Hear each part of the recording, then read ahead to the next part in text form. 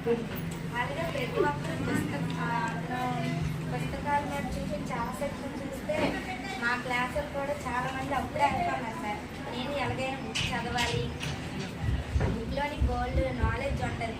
మనం మాట్లాడేది బుక్లో నుండి, మనం మాట్లాడడం వల్ల మనం చదవడం వల్ల కొంచెం గోల్డ్ నాలెడ్జ్ తెలుస్తుంది.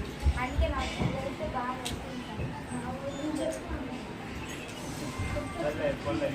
పుస్తకాలు ఉంటాయి, మీరు చదవండి. ఓకేనా సార్? నేను చెప్తాను సార్.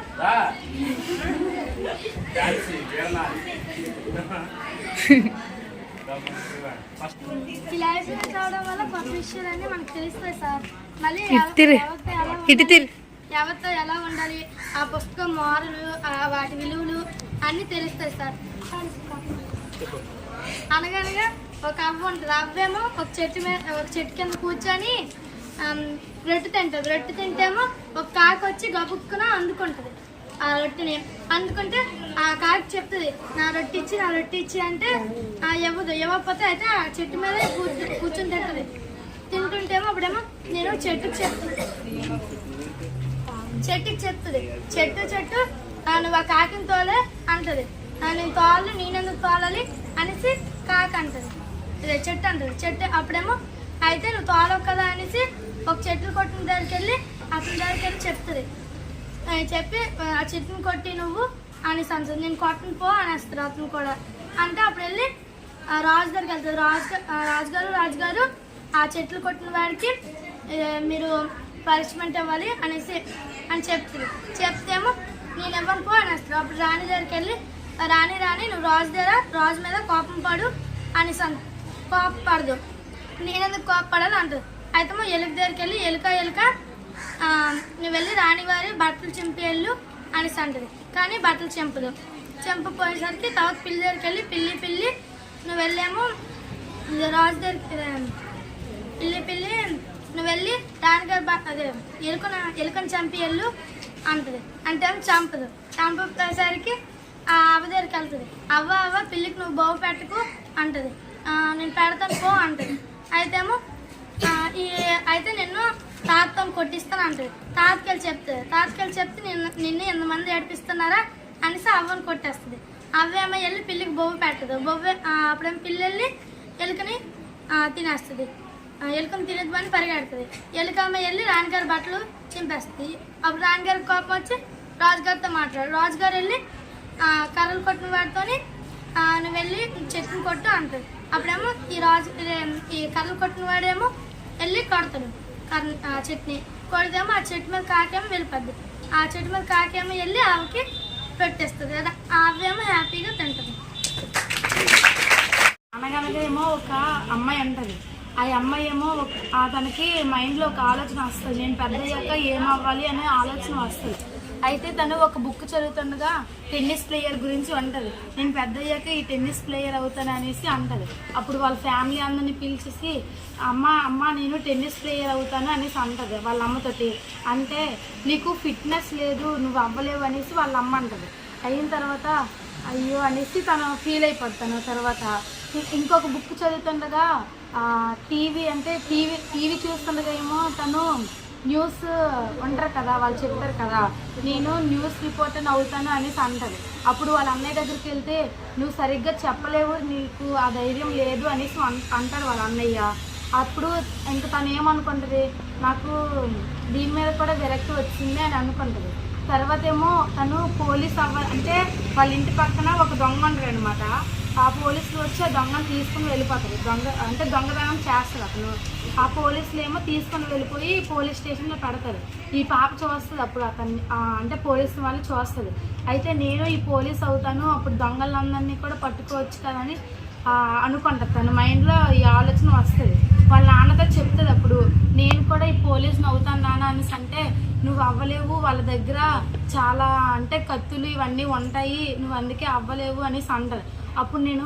అప్పుడు తన మైండ్లో ఆలోచన వస్తుంది, నేను ఈసారి ఏమైనా అవ్వాలనుకుంటే ఎవరికి చెప్పుకోకూడదు అనేసి మైండ్లో తను అనుకుంటుంది. తర్వాత ఏమో అక్కడ ఒక ముసలాయన ఉంటే నువ్వేమవుతావు అమ్మాయి అనేసి అడిగితే ఏమో నేను ఫస్ట్ పెద్ద అవుతాను, పెద్ద అయ్యాక ఆలోచిస్తాను అనేసి అంటాను. చదివేసి మా కథ చదివి మీ అందరికి చెప్తాను. ఒక అవ్వ మేక, ఒక అవ్వేమో ఒక మేకను పెంచుకుంటుంది. అయితేమో ఆ మేక వాళ్ళ అవ్వతను అంటది, అవ్వ నేను అడవికి పోతాను, నేను చాలా బతుగా ఉన్నాను, బలిసి వస్తాను, నన్ను అడవికి పంపించవ్వని అంటది. అన్నేమో అప్పుడు అవ్వ అంటది సరే. అప్పుడు మేక అంటది, నేను రెండు మూడు చోట్ల దగ్గరికి వెళ్ళి ఆకులు నీరు తాగేసి వస్తాను, అప్పుడు నేను బాగా బలిసి వస్తాను, అప్పుడు నన్ను అమ్ముకొని కోసుకొని నీకు నచ్చింది చేసుకో, నన్ను అమ్ముకుంటే నీకు డబ్బులు కూడా వస్తాయని అంటారు. అన్నేమో సరే అడిగిపో అనేసి అప్పుడేమో పొట్టేలేమో అది గుర్రేమో అడిగిపోయి కొంచెం దూరం పోయాక ఒక నక్క కనబడుతుంది. నేను నిన్ను తినేస్తాను వద్దు, నేను ఇప్పుడు పక్కగా ఉన్నాను, అడిగి వెళ్ళి ఆకులు నీరు తాగేసి వస్తాను, అప్పుడు నేను బాగా బలిస్తాను, అప్పుడు నన్ను తిను అని అంటాను.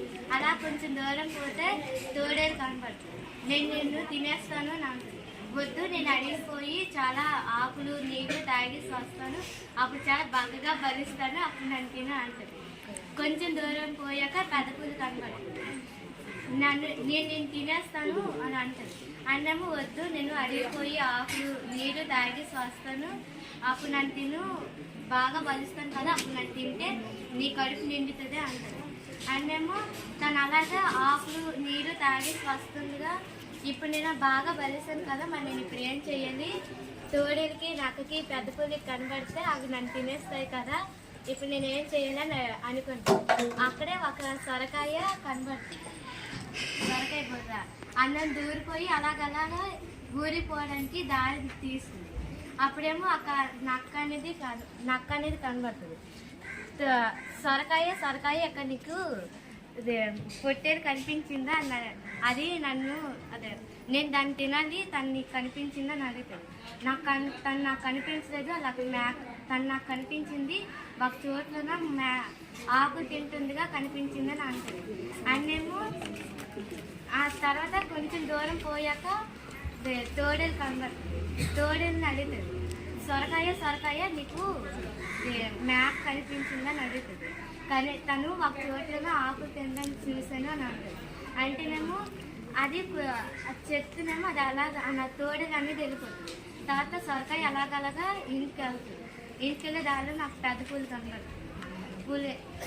సొరకాయ నీకు నా మ్యాక్ కనిపించిందని అడిగితేనేమో తను ఆవులు నీళ్ళు తాగే చోటు దగ్గర తను నీళ్ళు తాగడం నేను చూసానని అంటాడు.